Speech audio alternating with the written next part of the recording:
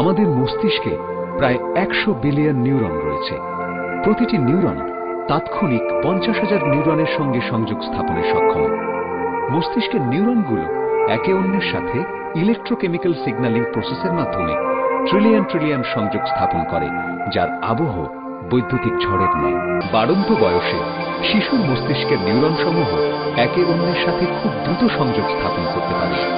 এ সময় মস্তিষ্কের নিউরন সমূহকে উদ্দীপ্ত করা গেলে তারা সর্বোচ্চ সংখ্যক নিউরন সার্কিটের সঙ্গে সংযোগ স্থাপনে সক্ষম হয়, যার ফলে শিশুর মস্তিষ্কের ক্ষমতা বহু গুণে বৃদ্ধি পায়।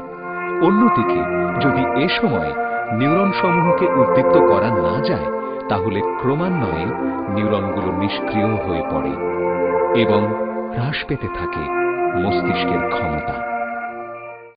শিশুদের মস্তিষ্কের ধারণ ক্ষমতা পূর্ণবয়স্কদের তুলনায় প্রায় 100 গুণ বেশি, যা বয়স বাড়ার সাথে সাথে ক্রমান্বয়ে কমতে থাকে। বর্তমানে উন্নত বিশ্বের চিকিৎসা বিজ্ঞানীদের গবেষণায় প্রতীয়মান হয়েছে যে অ্যাবাকাস মেন্টাল অ্যারিথমেটিক চর্চার মাধ্যমে শিশুদের মস্তিষ্কের নিউরন প্রবাহের কর্মচাঞ্চল্য ব্যাপক হারে বৃদ্ধি পায়। সেই সঙ্গে সর্বোচ্চ সংখ্যক নিউরন সার্কিটের মধ্যে আন্তঃসংযোগের মাধ্যমে তৈরি হয় একটি শক্তিশালী ও মেধাবী মস্তিষ্ক।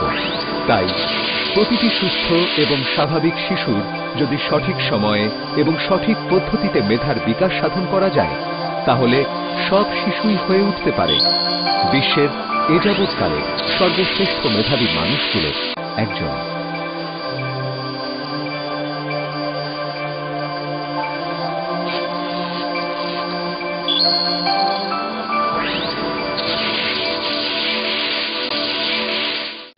I'll go for a two-digit one.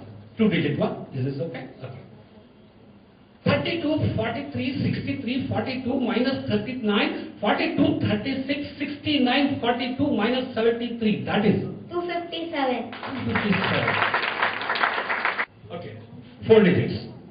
3,561, 1,236 minus 2,335, 3,536. 4,322. That is 10320. 10320. প্রতিটি সুস্থ এবং স্বাভাবিক শিশুর মধ্যেই রয়েছে প্রকৃতি প্রদত্ত এক অসীম এবং অফুরন্ত মহাশক্তি। এই মহাশক্তিকে যদি কার্যকরী পন্থায় উদ্দীপ্ত করে তোলা যায়, তাহলে প্রতিটি শিশু হয়ে উঠতে পারে সকল মানবীয় গুণাবলীর অধিকার সম্পন্ন একজন মেধাবী ও চিন্তাশীল মানুষ।